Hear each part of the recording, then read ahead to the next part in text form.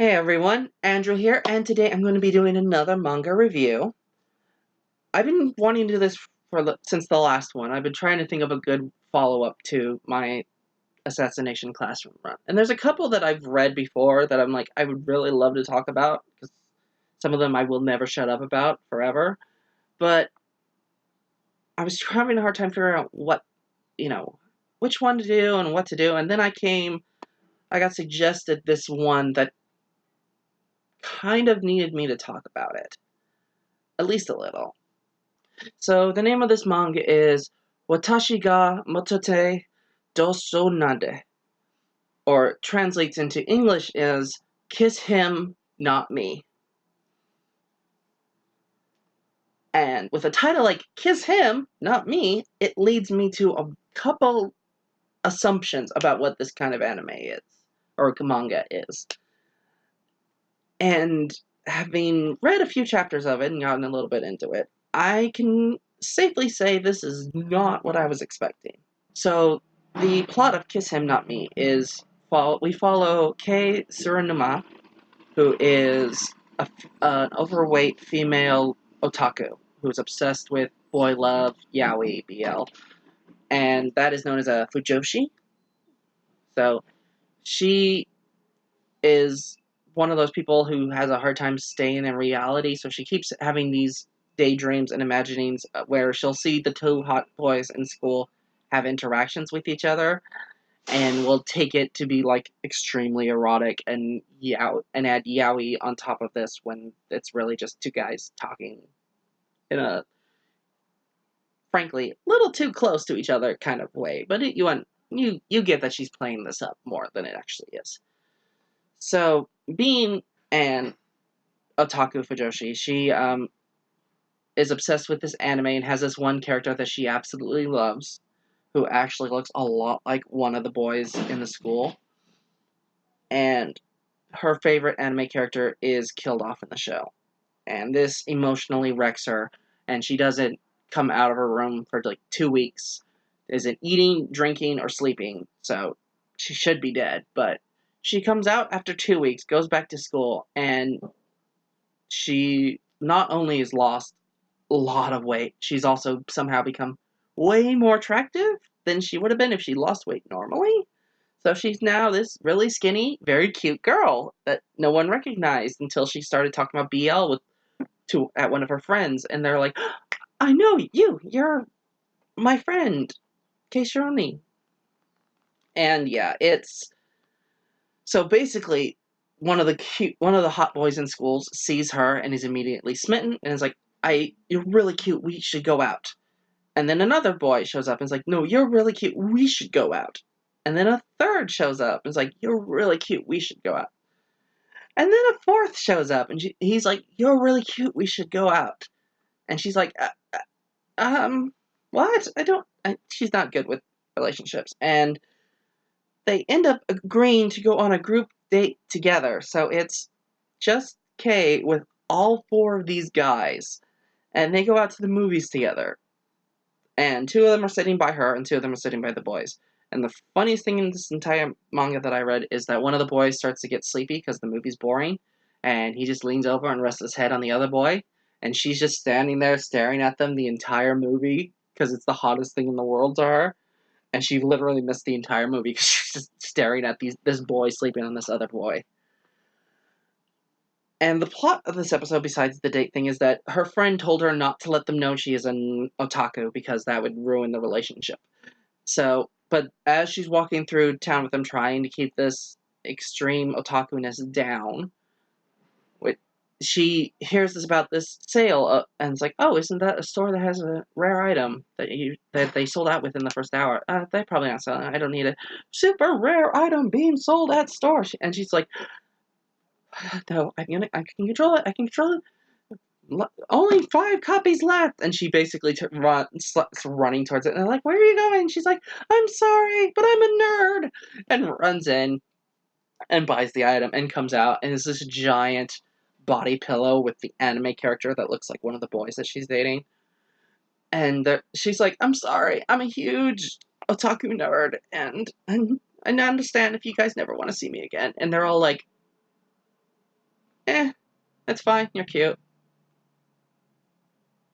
And that's really it. Like, they're all still dating her. None of them have a problem with her being a nerd because she's cute. And that's the first chapter. And yeah. So the following chapters are all pretty much situational, just one off, like, hey, we're in this new, dealing with this new thing. Like, one episode chapter is all about them playing baseball. One chapter is about Kay joining the soccer team, even though she is overweight and doesn't have any action, or she was overweight, so she doesn't actually have any athletic skills, but she somehow figures out how to do a perfect kick that causes the ball to go in a 180 spin over her shoulder and uses that to win the game. Yeah. And then there's two chapters fully dedicated to the, two or three, that are dedicated to the school fair, or the festivals that they do in Japan, and basically about them planning out all this and that, and she ends up volunteering to make, like, costumes for all the boys and do all these things for them, and all the boys are like, we really like you, we need some one-on-one time, so they all get like us. They literally write out a schedule. And it's like, all right, I will be with you for this hour, he will be with you this hour, then you know. And every single one of them, when they get their scheduled time together, tries to get as far away from everyone else and tries to push the relationship a little further, which causes Kay to freak out and nearly have an emotional collapse because she's still pretty much a dating virgin at this point. She can't deal with relationships, especially going into hand holding and almost maybe kissing on the cheek. She can't take it. It's too much. Yeah. One of the chapters is Kate and convinces all those boys to join her at this convention. Which is actually a Yowie convention. And they're helping her gather all this stuff, trying to impress her. And she runs into this cosplay actor who's dressed like a prince, and runs into Kay and immediately is like smitten with her and is like, "Oh, you're beautiful," and kisses her hand and disappears. And turns out that cosplayer goes to Kay's school. It's actually a year younger and is a girl. And she immediately joins into Kay's group of lovers that are boyfriends that are all trying to get her. So she's now the fifth person going after Kay. And she's pretty much depicted in the anime as being perfect. She doesn't do anything. Like, she's beautiful, she's rich, she's smooth, she knows how to talk to people, she knows how to sew and make costumes and do all of these things. Plus, she also has a connection in that she likes the same kind of stuff that Kay does. So she's depicted as being absolutely perfect. And at this point, I've reached chapter 10, and I always try to give mangas 10, like the first 10 chapters, to give it a chance to see. Because you really, by the 10th chapter, you should know what this thing is going to be. And I almost stopped reading at this point, because of reasons. But they gave a preview for chapter 11, and it was that Kay had regained the weight and was now fat again. And I'm like, okay, so these boys who have been shown to only like her for the way she looks, because none of them know her well enough to like her personality in any way, shape, or form, now have to deal with the fact that she's not attractive anymore. I kind of have to see how they react to that.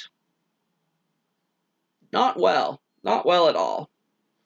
Basically, they all freak out, and all of the boys spend all the time trying to convince her to exercise and to get back to the way she was and start pushing her towards that.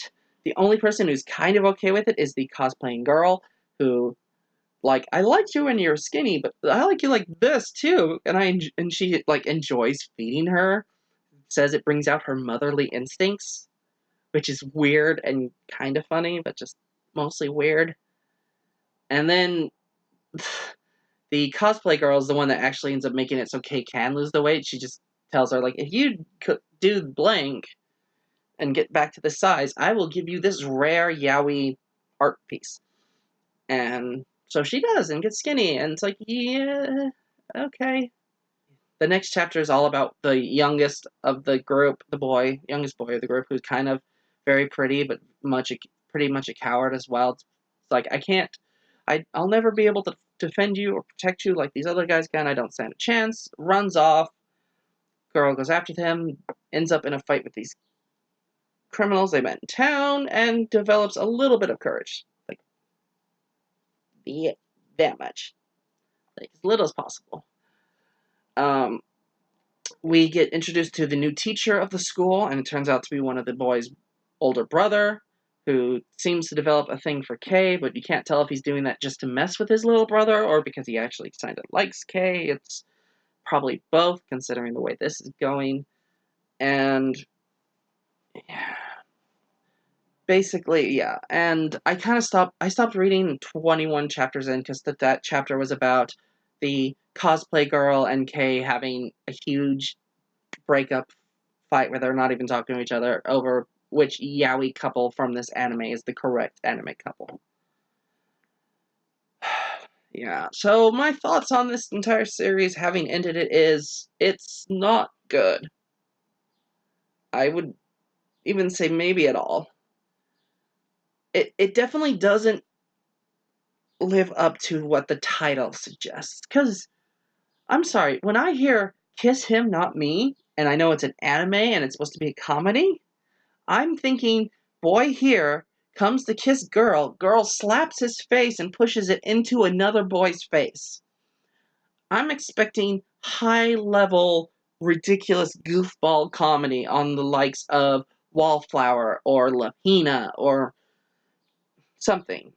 And what we get is, I want to say slice of life, but it's not even really slice of life because it's too ridiculous plot premise-wise to be slice of life, but it's pretty much just drama, slight comedy, girl dating 4 boys and has the easiest relationship with multiple people ever.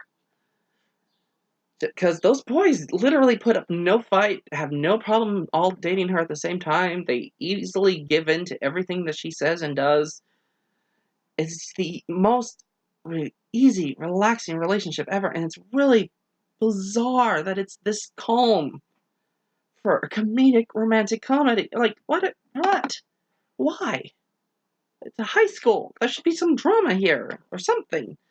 Because one of the things that bothers me is the fact that all of the girls in the school are not remotely jealous, angry, or sad that this one girl is stealing 4 of the hottest boys in school for herself.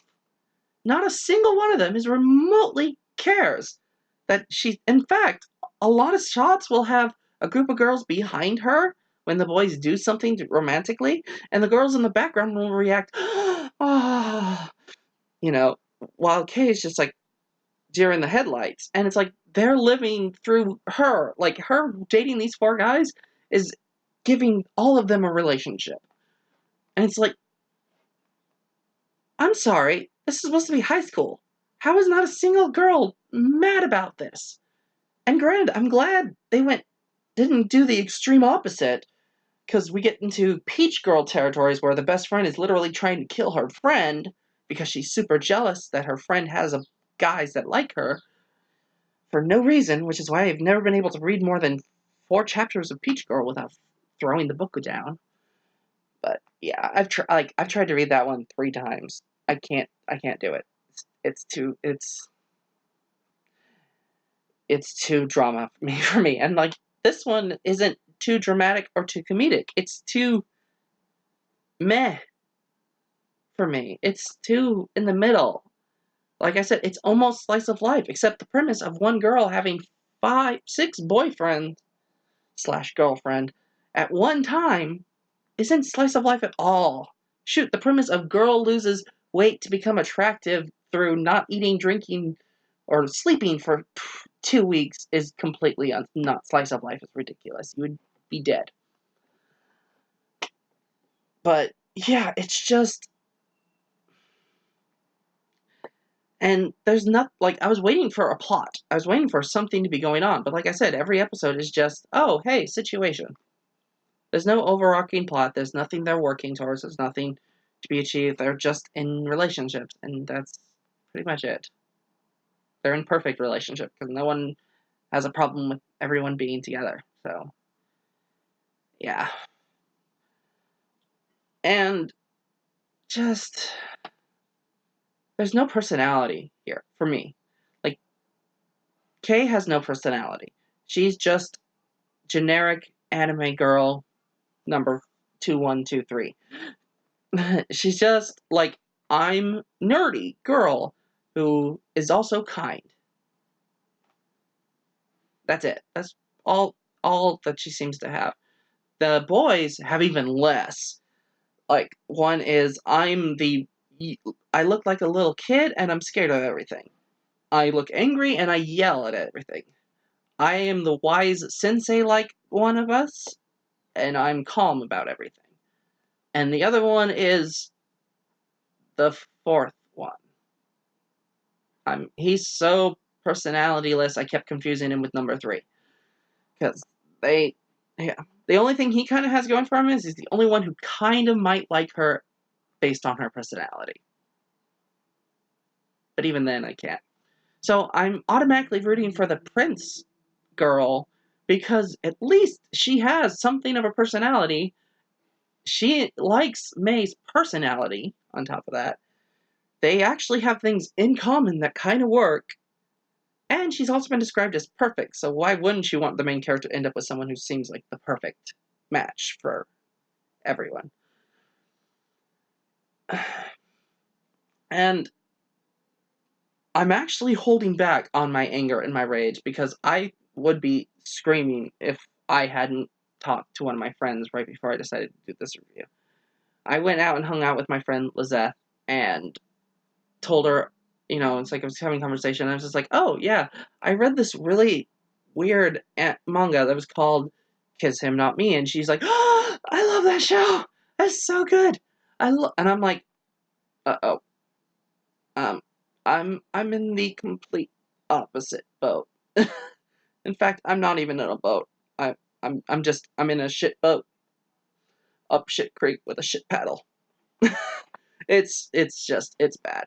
And I'm like, and she explained herself, and it was like, one, it was kind of clear she had only seen like a little bit of it. She hadn't watched or read all of it, but it was also, that she connected to the main character herself being a girl who was a nerd and into certain things. It's like, yeah, okay, I can completely understand her having the connection to that, because goodness knows there's shows that other people have told me are complete and utter garbage that I love a lot. That happens all the time, unfortunately.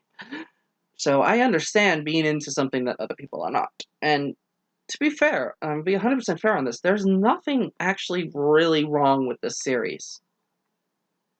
It's just that it didn't hit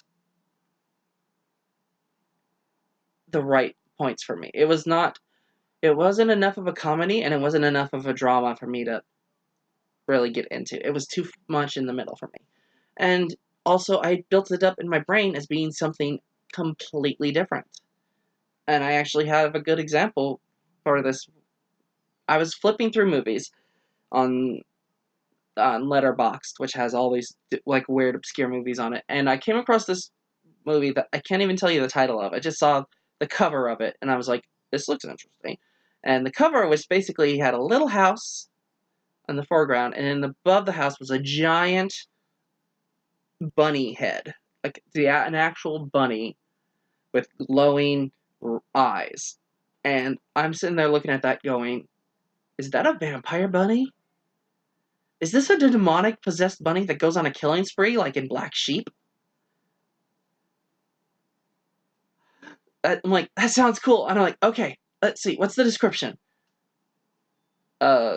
Recently widowed child author raises single daughter by himself while dealing with loss of wife. That that that's the plot. Um, where's the demonic bunny? This isn't what I wanted. And that pretty much sums up how I feel about this one. Is like, I built in my head that it was going to be this weirdly fun goofball comedy, and instead I got melodrama. Not even really good melodrama, because there's no conflict. And if you come across this and you read it and you like it, good. You found something in it to like. If I'm gonna read something that's about BL and nerds and dealing with being a girl in that situation and that thinking style, I will read Genshiken's second series, which is far more interesting and has a much better love quartet. But yeah, honestly, this one, it's fine. What it is it's fine. It could have been something amazing. It could have been god awful. What it is fine. I never need to read it again. So yeah, I would give it I'd give it a 1.5 out of 5. Like, it's not the worst thing ever, but nothing in it I can really recommend it anyway. Happy reading, y'all.